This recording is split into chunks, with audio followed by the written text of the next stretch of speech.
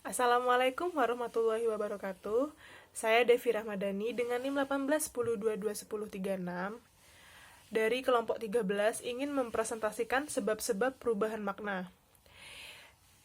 Dalam pembahasan sebelumnya telah dijelaskan mengenai mengapa makna sebuah kata dapat berubah, beberapa sebab perubahan makna secara rinci. Berikut penyebab terjadinya perubahan makna dalam kata adalah sebagai berikut.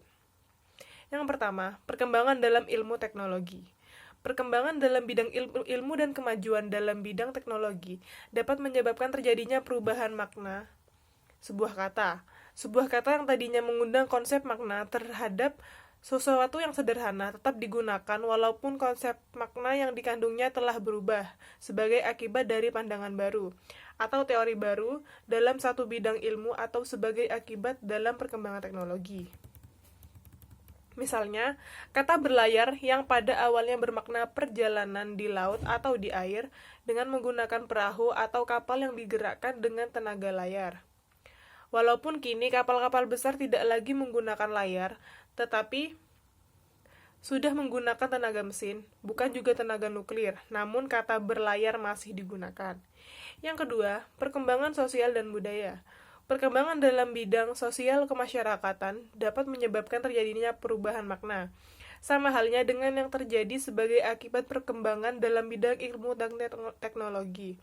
Sebuah kata yang pada mulanya bermakna A, lalu berubah bermakna B atau C, bentuk katanya tetap sama. Tetapi konsep makna yang dikandungnya sudah berubah. Misalnya, kata saudara dalam bahasa Sanskerta yang bermakna seperut atau satu kandungan.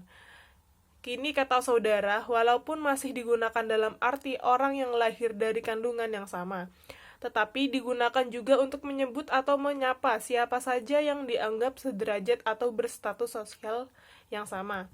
Yang ketiga, perbedaan bidang pemakaian. Setiap bidang kehidupan atau kegiatan memiliki kosakata tersendiri yang hanya dikenal dan digunakan dengan makna tertentu dalam bidang tersebut.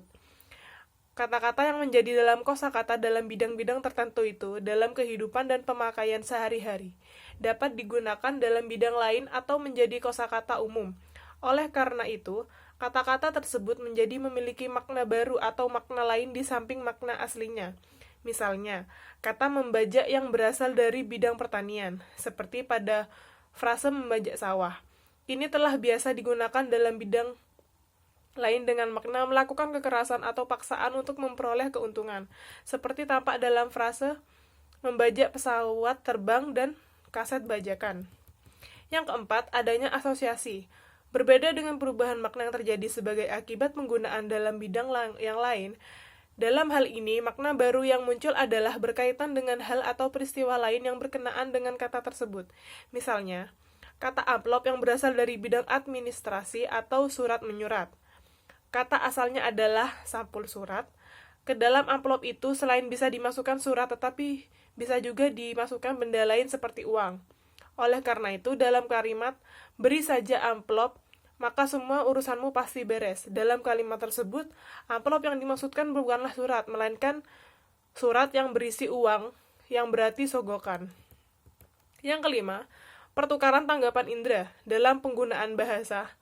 Banyak terjadi kasus pertukaran tanggapan antara alat indera yang satu dengan alat indera yang lain. Misalnya, rasa pedas yang seharusnya ditanggap dengan alat indera perasa pada lidah tertukar menjadi ditanggap alat indera pendengar seperti tampak dalam ujaran kata-kata yang cukup pedas. Dalam hal ini, pertukaran alat indera penanggap biasa disebut dengan istilah sinestesia. Yang keenam, perbedaan tanggapan. Setiap unsur leksikal atau kata sebenarnya secara sinkronis telah mempunyai makna leksikal tetap. Namun karena pandangan hidup dan ukuran dalam norma kehidupan di dalam kemasyarakatan, maka banyak kata yang memiliki nilai rasa yang rendah, kurang menyenangkan. Di samping itu, ada juga yang menjadi memiliki nilai rasa yang tinggi atau yang mengenakan. Kata-kata yang nilainya merosot menjadi rendah tersebut lazim disebut peyoratif. Sedangkan yang nilainya naik menjadi tinggi disebut amelioratif.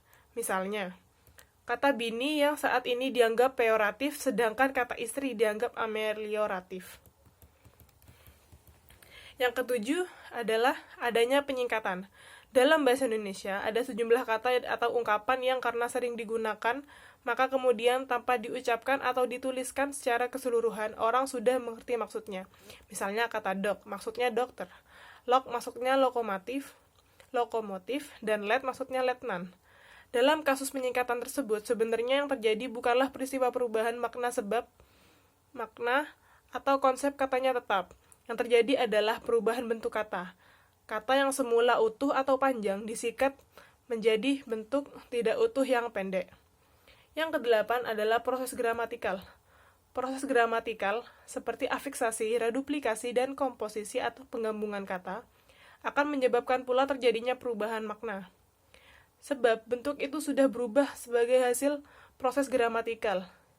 Yang kesembilan, pengembangan istilah. Salah satu upaya dalam pengembangan atau pembentukan istilah baru adalah dengan memanfaatkan kosakata bahasa Indonesia yang ada dengan jalan memberi makna baru, entah dengan menyempitkan makna kata tersebut, meluaskan, maupun memberi arti baru sama sekali.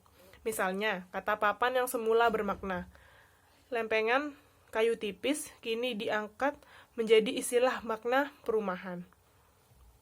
Terima kasih, demikian presentasi dari saya. Wassalamualaikum warahmatullahi wabarakatuh.